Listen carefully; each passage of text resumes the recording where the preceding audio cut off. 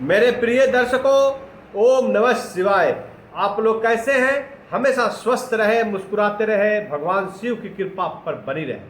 आज हम बात करने वाले हैं वृश्चिक राशि के सभी जातकों का कि उनका आने वाला 8 महीना अगस्त 2025 से मार्च 2026 तक कैसा रहने वाला है। क्योंकि केतु और राहु का नक्षत्र गोचर हुआ, नक्षत्र का परिवर्तन हुआ। केतु पूर्वा फाल्गुनी नक्षत्र में गोचर किया, सिंह राशि में अभी है, वहीं से गोचर किया है पूर्वा फाल्गुनी नक्षत्र में। तो यह बहुत महत्वपूर्ण हो जाता है क्योंकि राहु और केतु का कोई भी राशि चक्र में उनका कोई राशि का स्थान नहीं प्राप्त किया, किसी भी राशि का स्वामी ग्रह नहीं है। यह अपने नक्षत्र परिवर्तन करने से सभी राशियों पर एक गहरा प्रभाव छोड़ता है और यह 8 महीने के लिए बहुत ही महत्वपूर्ण होने वाला है।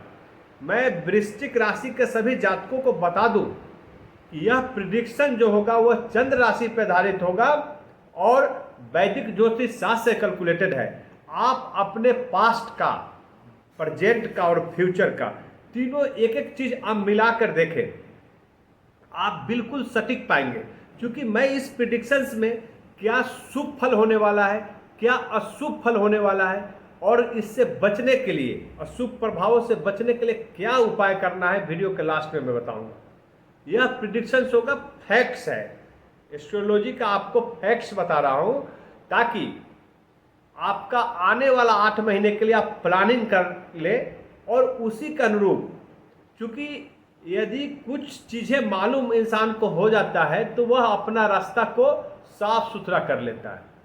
तो यह समय आपके लिए वही आया है क्योंकि वृश्चिक राशि का स्वामी ग्रह है मंगल और केतु का नक्षत्र परिवर्तन हुआ है और केतु और मंगल में 36 का आंकड़ा है। दोनों,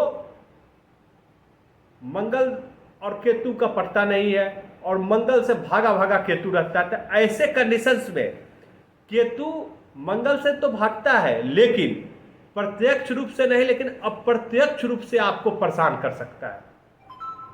यहां पर ध्यान देने वाली बात है कि अप्रत्यक्ष रूप से आपको नुकसान पहुंच सकता है। अब वो अप्रत्यक्ष रूप क्या होगा?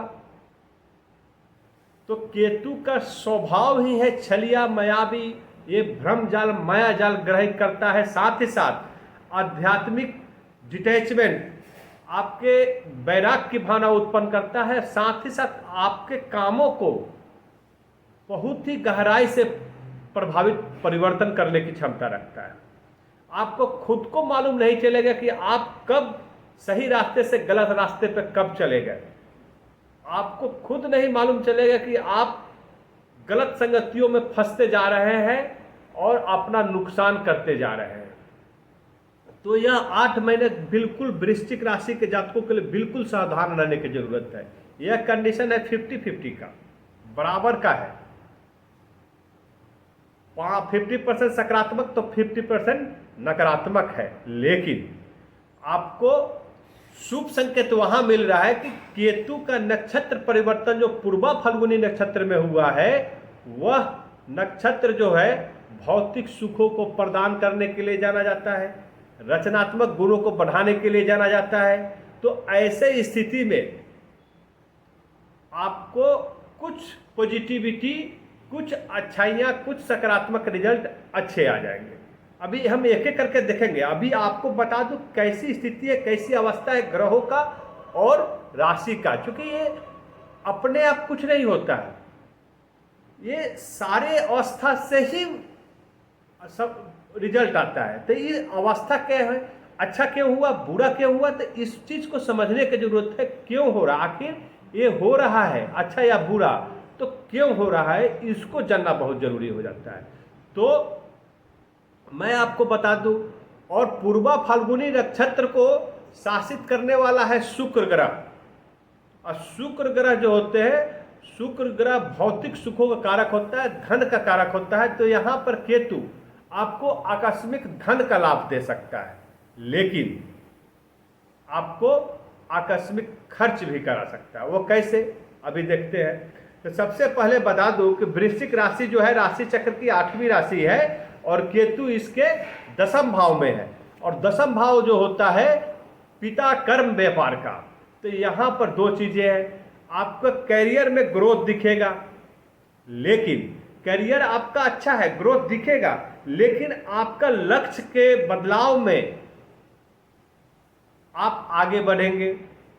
वर्तमान कंडीशन में वर्तमान मार्ग पर आप पुनर्विचार जरूर करेंगे, क्योंकि आपको लगेगा कहीं न कहीं संशय मन में आएगा कि हम जो वर्तमान में हमारा जब कैरियर का ग्रोथ है, कैरियर है, उसको बदले या नहीं बदले, उस पर विचार करेंगे। साथ ही साथ आप नए अवसर की भी तलाश करेंगे। लेकिन मैं आपको बता दूं कि यह आपके लिए शुभ होगा, क्योंकि आपको अपने करियर को, अपने स्वभाव को, अपने विचार को आत्मचिंतन की जरूरत है इस 8 महीने।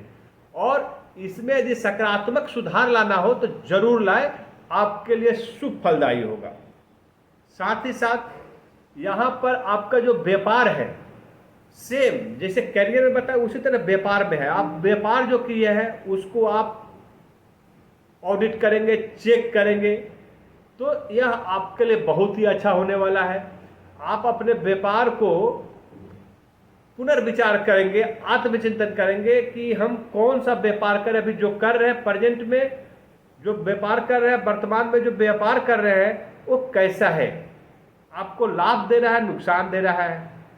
आप नए नए व्यापार को आजमाने की कोशिश करेंगे, उस पर आप जाने की कोशिश करेंगे। तो आपको मैं बता दूं कि आप अगर 1 से 2-3 व्यापार भी करते हैं तो आपके लिए, अगर पुनर्विचार करके, मंथन करके, सोच समझ के आप यदि करते हैं तो आपके लिए यह शुभ फलदायी होगा, आपके लिए अच्छा होगा।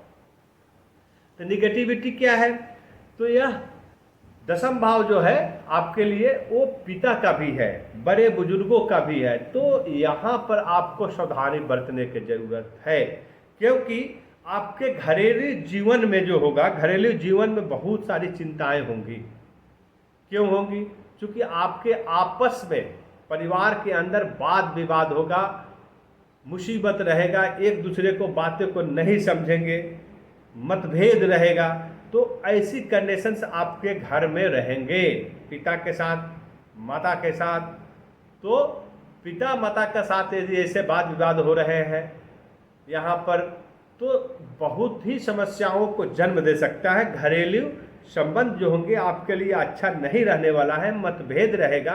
तो यहाँ पर आपको सावधानी बरते। देखिए, ये आपको बता दिया, फैक्ट चीज़ें रख दिया सामने में, ऐसा हो सकता है। तो यदि ऐसा हो सकता है तो आप इसमें उपाय कर सकते हैं। उपाय क्या है? आपको सावधानी बरतना है। अगर माता पिता से बात कर रहे हैं तो सोच समझ कर बात करें, उनके बातों को कद्र दें, उनको पूरा ध्यान रखें, उनके स्वास्थ्य पे ध्यान रखें, उनको जो चाहिए उसकी व्यवस्था करें, उनके बातों को अपने ऊपर बोझ न समझकर उनका एक राय समझे, सलाहकार के रूप में यदि उनको लेते हैं तो आपके लिए बहुत ही फायदेमंद रहने वाला है।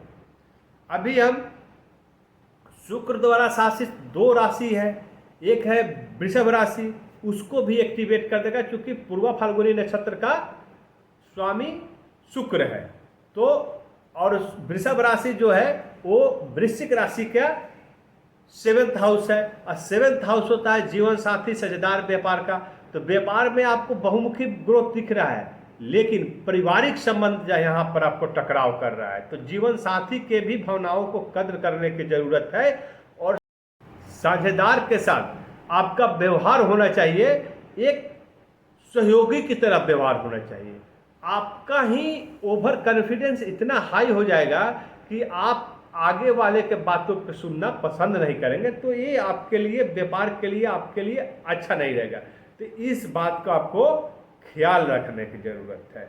अभी दूसरा राशि है वो है तुला राशि, इसका भी स्वामी ग्रह शुक्र आपका 12th हाउस है। तो 12th हाउस होता है विदेश का, व्यय का, हानि का। तो यहाँ पर क्या होगा कि विदेश में जो नौकरी कर रहे हैं, व्यापार कर रहे हैं, जो विद्यार्थी पढ़ाई कर रहे हैं, उनके लिए एक बहुत अच्छा अपॉर्चुनिटी है। उनके लिए बहुत अच्छा होने वाला है, उनके फेवर में रिजल्ट जाने वाला है। उनका जो भी टारगेट होगा, जो लक्ष्य होगा, जो सेट करेंगे उसको प्राप्त करेंगे वो। तो यहाँ पर आपके लिए बहुत ही बेहतर होने वाला है। कैरियर में ग्रोथ देखा विदेश में, जो व्यापारी है उनको अच्छा खासा मुनाफा होगा और व्यापार का भी विकास होगा। साथ ही साथ जो नौकरी पेशा है व्यक्ति है उनको नौकरी में ग्रोथ होगा। और साथ ही साथ आपको ध्यान देने की ज़रूरत है कि यदि नौकरी में बदलाव करने की ज़रूरत है तो बदलाव कर सकते हैं। व्यापार में भी यदि आपका ग्रोथ नहीं दिख रहा है, उसमें बदलाव करना चाह रहा है, तो वहाँ भी बदलाव करें और आपके लिए ये बदलाव लाभकारी होगा। लेकिन दूसरा चीज़ क्या है कि आपको नुकसान भी हो सकता है। नुकसान कैसे हो सकता है? तो आप अगर जल्दबाजी में कोई इन्वेस्टमेंट कर रहे हैं तो नुकसान होने की संभावना है। आप यदि बड़ा इन्वेस्टमेंट करने जा रहे हैं तो ज़रूर विचार करें, एक बार, दो बार, तीन बार विचार करके इन्वेस्टमेंट करें, नहीं तो इस समय रुक जाए। रुकना ही ज़्यादा समझदारी होगा। अब केतु की 3 दृष्टियाँ है, उसकी बात करेंगे। क्योंकि आपका स्वामी ग्रह मंगल है तो केतु की दृष्टि जाएगी। वो नक्षत्र परिवर्तन किया है तो आपके लिए 50-50 का रिजल्ट होना था वहाँ पे, लेकिन नक्षत्र परिवर्तन हुए तो 60-40 का रेशियो हो गया, 60 सकारात्मक, 40 निगेटिविटी। तो केतु की जो दृष्टि जाएगी, 5वीं दृष्टि, वो आपके सेकंड हाउस में होगा, वो धन का होगा। तो अकस्मात धन तो जरूर देगा केतु, आप बेफिक्र रहे, आपसे ही कराएगा, लेकिन आपको वाणी को भी कठोर कर देगा। आपके परिवार में, समाज में वाद विवाद होगा, मतभेद होगा। तो यहाँ पे आपको आगे आना है, समाज सेवा, परिवार सेवा की भावना से आपको आगे आना है और करना है। मन, वचन, कर्म तीनों एक साथ रखना है और अपने जिद पे न आकर आपको अपने जिद को छोड़ना है और समाज कल्याण, परिवार कल्याण जरूर करना है। सगे संबंधियों, कुटुंबों को साथ में लेकर चलने की जरूरत है। 7 हाउस है माता का, मैं पहले बताया, माता का हेल्थ का ख्याल रखेगा। साथ ही साथ भौतिक सुख देता है। आपका जो 7th दृष्टि जो पड़ रही है वो वृश्चिक राशि के 4th हाउस में, और 4th हाउस है माता का, जो माता का स्वास्थ्य का ख्याल रखना, उनके बातों को कद्र करना है, उनको समझने की जरूरत है, उनसे मतभेद करने की जरूरत नहीं है। दूसरी तरफ यह 4th हाउस जो है आपको धन भौतिक सुखों से भर देगा। अचानक विरासत से कोई लाभ आपको प्राप्त हो सकता है। भूमि, भवन, मकान की खरीदारी कर सकते हैं जो आपके लिए लाभकारी होगा। और 9th दृष्टि जो पड़ती है वो आपके 6ठे भाव में, 6ठे घर में, जो शत्रु रोग ऋण का है। तो मैंने बताया था कि यह प्रत्यक्ष रूप से नहीं, अप्रत्यक्ष रूप से आपको नुकसान पहुंचाएगा। तो आपके छुपे शत्रु को फिर से हावी हो जाएंगे आपके ऊपर। ये है केतु की चाल, समझिए। मंगल है आपके स्वामी ग्रह, तो उनसे बदला लेने के लिए आपके छुपे हुए शत्रु को आगे कर देगा ये केतु। आपको फिर से झगड़े झंझटों में, वाद विवाद में, साथ ही साथ कोर्ट कचहरी के चक्कर लगाना भी पड़ सकता है। साथ ही साथ गुप्त रोगों को, पहली जो बीमारी जो आपकी ठीक हो गई थी वो पुरानी बीमारी को फिर से जागृत कर देगा। आपका व्यय होगा, स्वास्थ्य हानि होगा। ऐसा करता है केतु, जहाँ नहीं पटता है, नहीं बनता है, वहाँ पर ऐसे ही करता है। तो आपको सावधानी बरतना है, आपको योगा ध्यान करना है, स्वास्थ्य के लिए, स्वास्थ्य का बिल्कुल ख्याल रखना है। यदि कोई पुरानी बीमारी है तो आपको सही से ट्रीटमेंट लेते रहे, दवा खाते रहे। नई बीमारी नहीं हो, इसका भी विशेष ख्याल रखना है। ये सब आपको सावधानी बरतना होगा।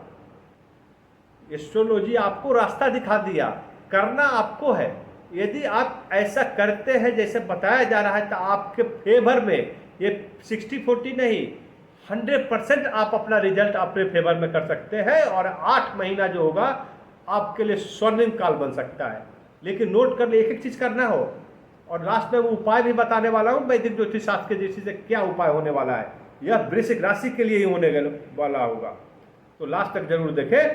तो यहाँ पर आपने देखा कि आपके लिए बहुत ही मिला जुला अच्छा समय रहने वाला है। आपको क्या करना है, क्या क्या सावधानी बरतना है, जल्दीबाजी नहीं करना है, वाद विवाद में नहीं फंसना है, परिवार को साथ में, सगे संबंधियों को साथ में, सामाजिक सेवा की भावना लेकर आपको काम करने की जरूरत है। यदि करियर में कोई बदलाव आ रहा है, आप बदलना चाह रहे हैं, नौकरी बदलना चाह रहे हो, व्यापार बदलना चाह रहे हो, तो आपके लिए शुभ होगा, कर दें, लाभकारी होने वाला है। विदेशों से व्यापारी को, विद्यार्थी को और नौकरी पेशा व्यक्ति को, तीनों को लाभ होने वाला है। धन, आकस्मिक धन लाभ हो सकता है, आपको विरासत से कोई संपत्ति प्राप्त हो सकती है। विद्यार्थी अपने टारगेट को अचीव करेंगे और उनको प्रतियोगी एग्जाम में पास करेंगे, बशर्ते वो डिटैचमेंट उनमें नहीं आना चाहिए। डिटैचमेंट मीन्स आप में आलस की भावना नहीं आना चाहिए। आपको कठिन से कठिन परिस्थितियों में भी कठोर मेहनत करने की जरूरत है, घबराना नहीं है, धैर्य बनाए रखें। पुराने शत्रु से और छुपी बीमारी से आपको सावधान रहने की जरूरत है। अभी वह समय आ गया कि मैं आपको वह उपाय बता दूं जिसे करने से आपको 8 महीना आपके लिए फेवरेबल रहेगा, आपके सभी अशुभ प्रभावों से बचाएगा। तो जैसा कि मैं पहले से ही बोलता आ रहा हूं कि आपके स्वामी ग्रह मंगल देव है, तो आपको हनुमान चालीसा का पाठ करना बहुत ही लाभकारी होने वाला है। कम से कम 11 बार प्रत्येक मंगलवार को हनुमान चालीसा का पाठ करें। साथ ही साथ गुरु बृहस्पति का, विष्णु नारायण का पूजा उपासना करते हैं तो आपके लिए बहुत ही शुभ फलदायी होगा। प्रत्येक गुरुवार को आप ओम ग्रांग ग्रिंग ग्रोंग शह गुरुवे नमः इस मंत्र का जाप करें, या ओम ब्रिंग बृहस्पतये नमः इस मंत्र का जाप करें। और पूरे 8 महीना आपको प्रत्येक सोमवार को शिव मंदिर में जाकर जलाभिषेक करें, बेलपत्र चढ़ाए, कम से कम 9 बेलपत्र, और महामृत्युंजय का पाठ यदि हो सके तो करते हैं। तो इसके लिए आपको बहुत ही 8 महीना शुभ फलदायी होगा। आपका महादेव कल्याण करेंगे। ओम नमः शिवाय।